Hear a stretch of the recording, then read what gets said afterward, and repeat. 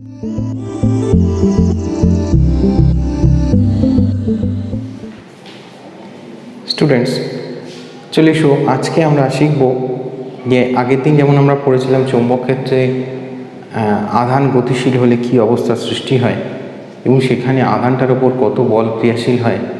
তো সেই হিসেবে আজকে আমরা যেটা শিখব সেটা হচ্ছে লোরেঞ্জ বলের ব্যাপারটা আমরা আগের দিন শিখেছিলাম। লোরেঞ্জ বলের রাশিমালাটা ছিল F = Q × V × B। এটা নিশ্চয়ই মনে আছে। লোরেঞ্জ বলের রাশিমালা F = Q × V × B। তা আজকে আমরা অনেকগুলো জিনিস আগের দিন পড়েছিলাম যে যখন একটা চৌম্বক ক্ষেত্রে আধান গতিশীল হয় তখন সেই আধানটা চৌম্বক ক্ষেত্রের কিভাবে গতিশীল তার উপর ডিপেন্ড করে তার উপর ক্রিয়াশীল বলটা বিভিন্ন ধরনের হয়। তা এখন আজকে আমরা সেই আধানটার উপর ক্রিয়াশীল বল এমন একটা স্পেশাল কেসের ক্ষেত্রে ধরব যেখানে আধানটা চৌম্বক ক্ষেত্রের সঙ্গে লম্বভাবে গতিশীল। আচ্ছা দেখো, আমি ওই ফ্লেমিংয়ের বামহস্ত নিয়মটা সম্পর্কে তোমাদের বলেছিলাম। বামহস্ত নিয়মটায় নিশ্চয়ই মনে আছে। বামহস্ত নিয়মটার ক্ষেত্রে তর্জনীটা সবসময় চৌম্বক ক্ষেত্রের দিক নির্দেশ করে, মধ্যমাটা সবসময় বলেছিলাম আধানের প্রবাহের গতির অভিমুখ, মানে তড়িৎ। অ্যাকচুয়ালি এটাকে আমরা ধরে নিই যে কারেন্ট ফ্লো। কারেন্ট ফ্লো মানে হচ্ছে এটাকে আমরা ধরবো পজিটিভ আধানের ফ্লো। তাহলে পজিটিভ আধানের ফ্লোটা এদিকে ধরে নেব, প্লাস এইটা হচ্ছে মানে বৃদ্ধাঙ্গুলিটা হচ্ছে আমাদের তার উপর ক্রিয়াশীল বলের অভিমুখ। তা দেখো, যখন এটা লম্ব হয়, লম্ব হলে কিন্তু কি অবস্থার সৃষ্টি হয় সেটা আমরা একটু দেখব।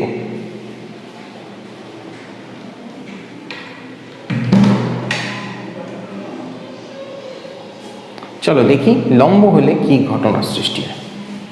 তা যেহেতু Q × V × B, তাহলে লম্ব মানে হচ্ছে V আর B পরস্পর 90 ডিগ্রি। তা আমি এখানে একটা ছবি আঁকছি যেখানে আধানটা যাচ্ছে এই বরাবর, আর B মানে হচ্ছে চৌম্বক ক্ষেত্রটা হচ্ছে এর লম্ব দিকে। তাহলে Bটা হচ্ছে লম্ব দিকে আর এদিক বরাবর Vটা ক্রিয়াশীল। তা যেহেতু লম্ব দিকে, তাহলে তার উপর ক্রিয়াশীল বল আমার সূত্র বলছে এটা VB sin θ, মানে sin 90 মানে 1 হয়, তার মানে এটা হলো QVB। তাহলে ক্রিয়াশীল বল আমার এখানে হলো QVB। তা দেখো, এদিকে যখন যাচ্ছে তখন সেই বলের অভিমুখটা কোন দিকে হবে সেটা একটু আমি ভাবি।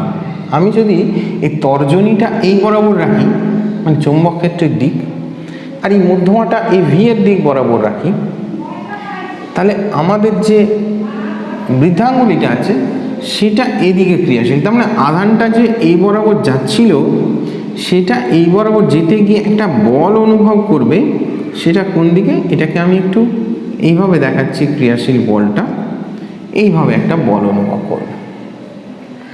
তাহলে এটা কিন্তু 3 ডাইমেনশনাল ফিগার, মানে এইভাবে যেমন আমাদের অক্ষ হয়, এক্স অক্ষ, ওয়াই অক্ষ, জেড অক্ষ যেমন দেখি। তো সেটা যদি সেই অনুপাতে যদি আমি এটাকে এক্স অক্ষ, এটা ওয়াই অক্ষ, এটা জেড অক্ষ ধরি, তাহলে জেড অক্ষ বরাবর আমার ধরে নিয়েছি আমি চৌম্বক ক্ষেত্র, ওয়াই অক্ষ বরাবর ধরে নিয়েছি ওটা যাচ্ছিল, আর এক্স অক্ষ বরাবর তাহলে আমার হবে ক্রিয়াশীল বলের অভিমুখ। তাহলে এ কিন্তু এই বরাবর সোজা যেতে পারবে না। এক ঘটনা হচ্ছে, সোজা যদি না যেতে পারে তাহলে এই তো বেঁকে চলে আসবে। বেঁকে আমি মনে করলাম সে সরে গিয়ে এরম একটা পজিশানে এলো, তা যেই এরম পজিশানে এলো তখনও কিন্তু তার গতির অভিমুখ আমি ধরলাম এরকম। কিন্তু চৌম্বক ক্ষেত্র তো সবসময় লম্বভাবে ক্রিয়াশীল। চৌম্বক ক্ষেত্র যদি লম্বভাবে ক্রিয়াশীল হয়, চৌম্বক ক্ষেত্র লম্বভাবে, গতির অভিমুখ কিন্তু এদিকে, তাহলে এটা কিন্তু 90 ডিগ্রি। খেয়াল থাকে যেন আমার আঁকা কিন্তু 3 ডাইমেনশনালই হচ্ছে। কাজে চৌম্বক ক্ষেত্র লম্বভাবে ক্রিয়াশীল, এর গতির অভিমুখ তখন এদিকে, তখন ক্রিয়াশীল বলটা কোন দিকে হবে? তখন ক্রিয়াশীল বল আবার যদি আমি এরকমভাবে ধরি তাহলে ক্রিয়াশীল বলটা এরকম হবে।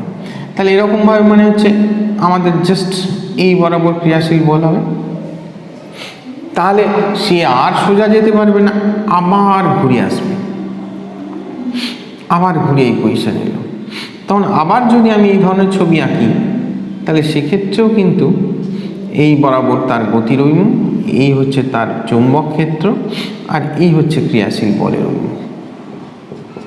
তাহলে প্রত্যেকটা ক্ষেত্রে দেখব তাকে সরিয়ে সরিয়ে সরিয়ে সরিয়ে দিচ্ছে, তার পথ থেকে সরিয়ে সরিয়ে দিচ্ছে, এবং একটা সময় আমি দেখব সে কিন্তু এইভাবে সরতে সরতে গিয়ে ঘুরে একটা বৃত্তাকার পথ কভার করে নিচ্ছে।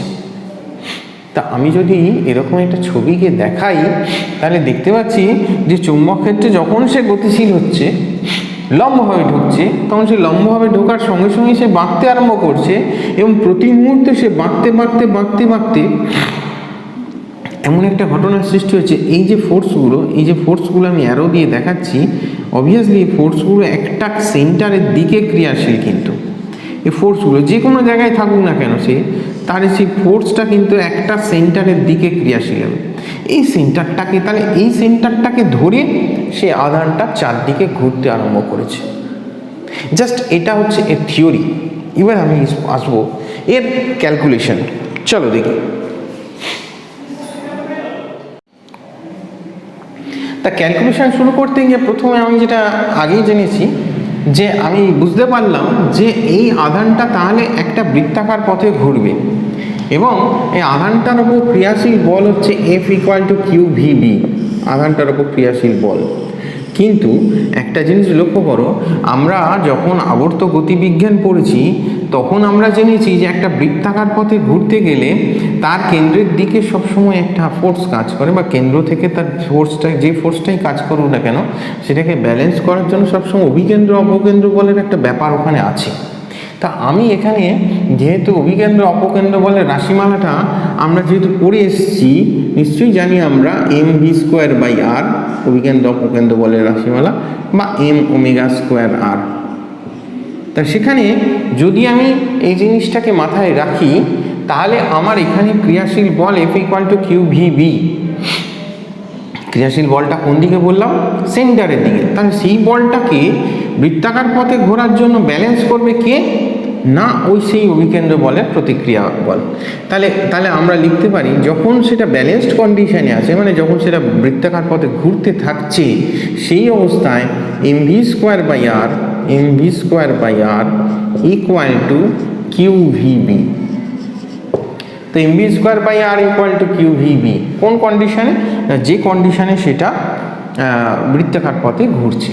আচ্ছা, যদি এই ইকুয়েশনটা আমি রাখি তাহলে এই ইকুয়েশনটা রাখলে ভি একটা করে কেটে যাচ্ছে, তাহলে mv/r = Q × B। তাহলে r = mv/QB। এই ইকুয়েশনটা কিন্তু মনে রাখবে। এখানে অনেকগুলো ইকুয়েশন আসবে, তার আগে একটা একটা করে আমি দেখাবো। এই ইকুয়েশনটা মনে রাখবে, r = mv/QB। এটা হচ্ছে কি না, এই যে যখন এইটা বৃত্তাকার পথে ঘুরছে, বৃত্তাকার পথে ঘোরার জন্য কোন ব্যাসার্ধের বৃত্তাকার পথে সে ঘুরবে, এবং সেই ব্যাসার্ধটা কার ওপর ডিপেন্ড করে, this is very much vital. এই ব্যাসার্ধটা কার ওপর ডিপেন্ড করছে? দেখতে পাচ্ছ, ব্যাসার্ধটা নির্ভর করছে তার ভরের ওপর। তার মানে তার ভর যত বেশি হবে ব্যাসার্ধ তত বেশি হবে। অবভিয়াসলি গতিবেগ যত বেশি হবে তার ব্যাসার্ধও তত বেশি হবে, কিন্তু তার আধানের মান যত বেশি হবে তার ব্যাসার্ধ তত কমে যাবে, এবং চুম্বক ক্ষেত্রের মান যত বেশি হবে তত তার ব্যাসার্ধ কমে যাবে। তাহলে এই দুটো জিনিসের সঙ্গে এটা ব্যস্তানুপাতিক, আর এই দুটো জিনিসের সঙ্গে এটা সমানুপাতিক। তাহলে আর এর মানটা কার কার উপর নির্ভর করে এটা আমরা এখান থেকে পেলাম। ঠিক তেমনি সিমিলারলি আমরা যদি এই কোশ্চেনটা, মানে এই যে mv²/r = QVB, এই কোশ্চেনটা এই যে ভিটাকে আমরা যদি রৈখিক বেগ, যেহেতু রৈখিক বেগ আর কৌণিক বেগের একটা রিলেশন আমাদের আবর্ত বিজ্ঞানে আমরা পড়েছি, v = ω/r আমরা পড়েছি। তাহলে ω/r যদি হয়, আমি যদি এই ইকুয়েশনটা জাস্ট এটাকে ইকুয়েশন 1 রাখো, আমি যদি এই ইকুয়েশনটা v এর জায়গায় ω/r বসাই, v এর জায়গায় ω/r বসালাম বাই QB, তাহলে আমার আর একটা করে কেটে গেল। তাহলে ওমেগা বেরোলো, আমার হচ্ছে ওমেগা বেরোলো ওমেগা বেরোবে কত বলো? ওমেগা বেরোলো আমার কাছে কিউবি আপন এম। আচ্ছা, ওমেগাটা আমরা জানি, কিন্তু ওমেগার সঙ্গে আবার আমাদের পর্যায়কালের একটা সম্পর্ক আছে। মানে ওমেগা মানে হচ্ছে 2π/, পর্যায়কাল মানে 2π/t ইকুয়াল টু কিউবি/m হলো। তাহলে আমি এখান থেকে পাবো t ইকুয়াল টু 2πm/কিউ।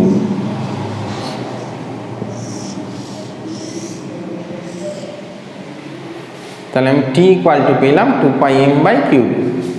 ঠিক সিম্পল, আমরা যেমন পর্যায়কাল জানি তেমনি পর্যায়কালের সঙ্গে আরেকটা জিনিসও আমরা জানি, সেটা হচ্ছে কম্পাঙ্ক।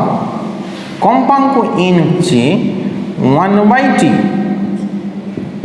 তাহলে এটা উল্টে যাবে জাস্ট, তাহলে কিউবি/2πm।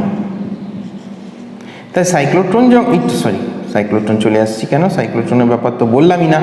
তা আমি এখানে বলি 1 নম্বর, এটা 2 নম্বর ইকুয়েশন, 3 নম্বর ইকুয়েশন।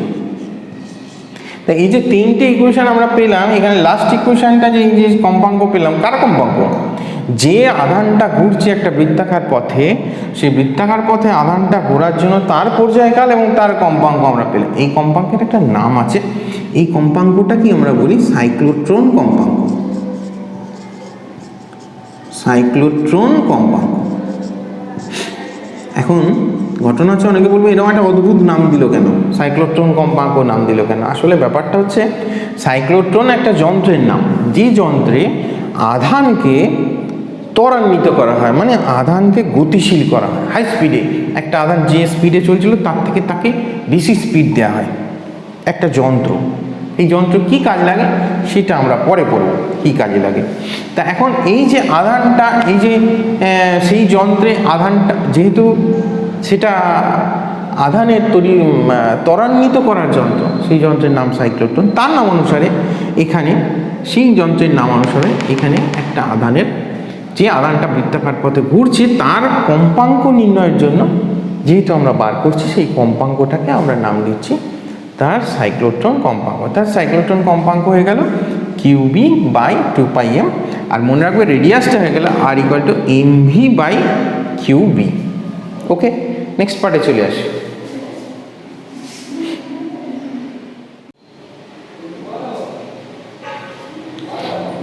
তা দেখো, তো যখনই আমরা যে ফর্মুলাটা পেলাম, যে ব্যাসার্ধটা r ইকুয়াল টু mv/কিউবি, এটা নিয়ে একটু আলোচনায় বসবো আমি। ব্যাসার্ধটা বিভিন্ন জিনিসের উপর নির্ভর করে, দেখেছো নিশ্চয়ই, আমি আগেই বলেছি যে এগুলো কোন কোন রাশির উপর ডিপেন্ড করে। একটা ছোট্ট করে কিছু কিছু জিনিস তোমাদের মধ্যে ঢুকিয়ে দিই, আস্তে আস্তে এগুলো জিনিস মনে রাখবে। সেটা হচ্ছে যে আর দেখো এমভির উপর ডিপেন্ডেন্ট। কেউ যদি বলে ব্যাসার্ধটা ভরবেগের উপর কীভাবে নির্ভর করে, না, ব্যাসার্ধটা হচ্ছে ভরবেগের সমানুপাতিক। আচ্ছা, আমরা এর আগে যখন 11 ক্লাসে পড়েছিলাম তখন ভরবেগের সঙ্গে গতিশক্তির একটা সম্পর্ক পড়েছিলাম। আমি একটু দেখিয়ে দিই। এই গতিশক্তি ই ইকুয়াল টু হচ্ছে 12 mv²। সেখানে আমি যদি ওপর নিচে এমটা দিয়ে গুণ করি তাহলে আমি পাবো 12 m²v² মানে p², p মানে হচ্ছে ভরবেগ। তাহলে E equal to p²/2m, the p equal to √2m/e। তাহলে আমি এই যে r ইকুয়াল টু mv/কিউবি, এই ইকুয়েশনটাকে আমি হয়তো লিখতে পারি p/কিউবি, দ্যাটস ফর মোমেন্টাম, তাহলে ভরবেগের জন্য এটা। আর আমি লিখতে পারি তার r ইকুয়াল টু p মানে হচ্ছে √2me/কিউবি। অবশ্যই গতিশক্তির উপর ডিপেন্ডেন্ট, দেখতে পাচ্ছ, সমানুপাতিক, বর্গমূলের সমানুপাতিক। আচ্ছা যাক, বোঝা গেল তাহলে এই জিনিসগুলো আমরা কি বললাম। ধরো তোমাকে বলেছে লেখো 1 নম্বর, একটি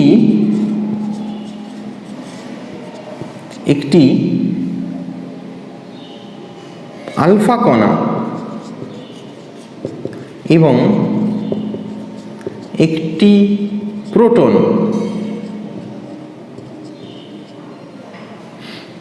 একই গতিবেগে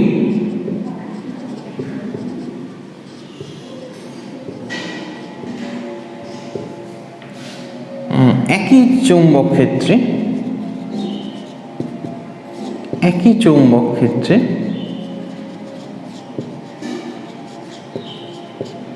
লম্বভাবে প্রবেশ করে।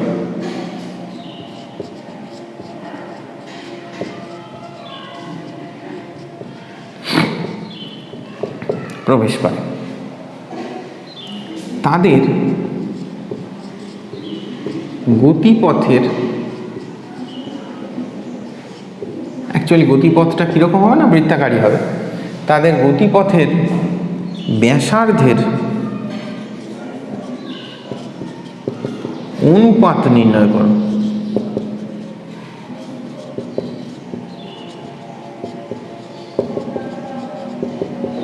তাহলে আমাকে বলেছে একটি আলফা কণা এবং একটি প্রোটন একই গতিবেগে একই চৌম্বক ক্ষেত্রে লম্বভাবে প্রবেশ করে। দেখো আমার হাতে কি ফর্মুলা আছে, R=mv/qb আছে। তাহলে R=mv/qb ফর্মুলাটা আমি লিখে দিলাম। এবার আমি ভাববো এটা আলফা কণার ক্ষেত্রে কি হবে, আলফা কণা প্রোটনের ক্ষেত্রে কি হবে। এখন আমার তো দুজনের ব্যাসার্ধের অনুপাত চেয়েছে, খুব ভালো কথা।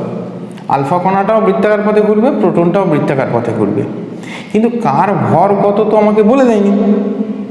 তাহলে যদি কার ভর কত না বলে দেয়, তাহলে আমি কি করে বার করব? প্রোটনের ভর মুখস্থ রাখবো না, রাখতে হবে না। এক্ষেত্রে আমরা কি করে বার করি আমাকে একটু বলে দিই। প্রথমত আমাকে একটা ট্রিক্স একটু মনে রাখতে হবে, যে আলফা কণার ভর, নিশ্চয়ই একটা আলফা কণাকে কিভাবে লিখি নিশ্চয়ই জানো তোমরা। এইভাবে আমরা একটা আলফা কণাকে লিখি। এর মানেটা কি? এর মানেটা হচ্ছে একটা আলফা কণার ভর একটা প্রোটনের ভরের হচ্ছে 4 গুণ হয়। একটা আলফা কণার ভর একটা প্রোটনের ভরের 4 গুণ হয়, আর একটা আলফা কণার আধান প্রোটনের আধানের দ্বিগুণ হয়। তাহলে যদি এই ট্রিক্সটা আমি জেনে থাকি, তাহলে আমি ধরে নেব, মনে করি প্রোটনের আধান কিউ এবং ভর এম। যদি তাই হয়, প্রোটনের আধান হচ্ছে আমি ধরলাম কিউ, ভর এম, তাহলে প্রোটনের ক্ষেত্রে ব্যাসার্ধ হবে আরপি দিয়ে লিখছি। প্রোটন যে ব্যাসার্ধে ঘুরবে সেই ব্যাসার্ধ আরপি ইকুয়ালটি হচ্ছে এম ভি বাই কিউবি। কিছু চেঞ্জ হলো না ফর্মুলায় কিন্তু।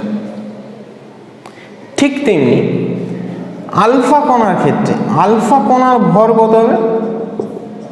আলফা কণার ভর বলেছি প্রোটনের ভরের 4 গুণ, তাহলে এটা এম হলে এটা হবে 4m।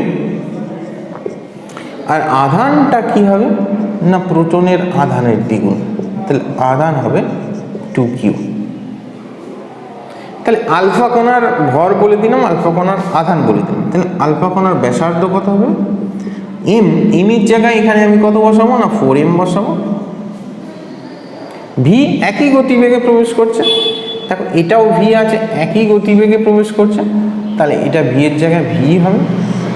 কিউ এর জায়গায় আমি বসাবো 2q, আর বি এর জায়গায় আমি বসাবো একই চৌম্বক ক্ষেত্রে প্রবেশ করছে, তার মানে এটাও বি হলে পরেরটাও বি হবে। তাহলে আমাকে এই ক্ষেত্রে বার করে নিতে হবে দুটোর অনুপাত। তাহলে কার সঙ্গে কার বলেছে? প্রথমে আগে কার আছে, একটি আলফা কণা এবং একটি প্রোটন, তাদের গতিপথের ব্যাসার্ধের অনুপাত নির্ণয় করো। তাহলে তোমাকে আলফা কণার সঙ্গে প্রোটনের করতে হবে। তাহলে আর alpha by R P bar করবো আমি। তাহলে 4m ভি এখানে আগেই কেটে দিতে পারো, এটাকে 2mv, তাহলে 2mv বাই কিউবি বাই নিচেরটা হচ্ছে mv বাই কিউবি, তার মানে হলো 2:1। তাহলে তাদের গতিপথের ব্যাসার্ধের অনুপাত হলো 2:1। তো এই যে জিনিসটা আমি করে দিলাম, এটা যেমন আমি বললাম যে একই গতিবেগে তারা চৌম্বক ক্ষেত্রে প্রবেশ করে, তেমনি এটা একই গতিবেগে না প্রবেশ করে তোমাকে বলে দিও, তোমাকে বলতে পারে যে তারা ভিন্ন গতিবেগে প্রবেশ করে বলতে পারে, দ্বিগুণ গতিবেগে প্রবেশ করে বলতে পারে। তাহলে তখন অনুপাত কত হবে বার করতে বলতে পারে। বা আরও জিনিসটাকে অন্যভাবে দিতে পারে, তোমাকে বলতে পারে তারা একই ভরবেগ নিয়ে প্রবেশ করে, তাহলে কি হবে। তাহলে সেক্ষেত্রে তোমাকে ক্যালকুলেট করে বার করতে হবে। অবশ্যই এটা বাড়িতে করবে যে একটি আলফা কণা এবং একটি প্রোটন একই গতিবেগ নিয়ে একই চুম্বক ক্ষেত্রে প্রবেশ করে, না দিয়ে তোমাকে বললো যে একই ভরবেগ নিয়ে একই চুম্বক ক্ষেত্রে লম্ব হয়ে প্রবেশ করে। একই ভরবেগ নিয়ে, আমি এখানে যেমন গতিবেগ নিয়ে দিয়েছি, সেখানে তোমাকে বলে দিল একই ভরবেগ নিয়ে প্রবেশ করে। তা তখন অনুপাতটা কী হবে ক্যালকুলেট করবে, এটা বাড়িতে করবে, অবশ্যই করে আমাকে পাঠাবে, দেখবো আমি কি করেছো। তাহলে একই ভরবেগ নিয়ে প্রবেশ করলে কি হবে, দ্বিতীয় 2 নম্বর। 3 নম্বর হচ্ছে অঙ্কটা যদি এরকম থাকে যে একটি আলফা কণা এবং একটি প্রোটন একই গতিশক্তি নিয়ে একই চৌম্বক ক্ষেত্রে লম্ব হয়ে প্রবেশ করে। দেখো শুধু একটা জায়গা চেঞ্জ করে দিল, একই গতিবেগে না দিয়ে এটাকে দিল একই ভরবেগে, সেটা একটা অঙ্ক হয়ে গেল। এটাকে দিল একই গতিশক্তি নিয়ে প্রবেশ করে, সেটা একটা অঙ্ক হয়ে গেল। তাহলে এই যে টাইপসের বিভিন্ন ছোট ছোট জিনিসগুলো তোমাদের দেবে, এই জিনিসগুলো একটু ভালো করে নিতে হবে। তাহলে আমি যেগুলো বললাম যে একই ভরবেগ নিয়ে প্রবেশ করলে কি হবে, আর একই গতিশক্তি নিয়ে প্রবেশ করলে কী হবে, এই দুটো করে আমাকে অবশ্যই দেখাবে কীরকম করেছো, আমি দেখবো পারছো কি না, না পারলে অবশ্যই আমাকে বলবে। ঠিক আছে, তাহলে আপাতত সাইক্লোট্রন সম্পর্কে আমরা জানলাম। এবং সাইক্লোট্রনের এর পরের দিনকে আমরা সাইক্লোট্রনের এটা বাদ দিয়ে আমরা এর পরের সেকশনটায় যাব। পরের সেকশনটা আমরা যেমন এখানে ধরেছি লম্বভাবে প্রবেশ করলে কী হয়, সেখানে যদি ভিন্ন অ্যাঙ্গেলে প্রবেশ করে, সবসময় যে লম্বভাবে প্রবেশ করবে চৌম্বক ক্ষেত্রে তা তো নয়, বিভিন্ন দিকে প্রবেশ করতে পারে। তাহলে ভিন্ন অ্যাঙ্গেলে প্রবেশ করলে তখন তার গতিপথ কীরকম হবে সেটা আমরা পড়ব। ওকে, আজকে এই পর্যন্তই, সবাই ভালো থাকবে, বাই বাই।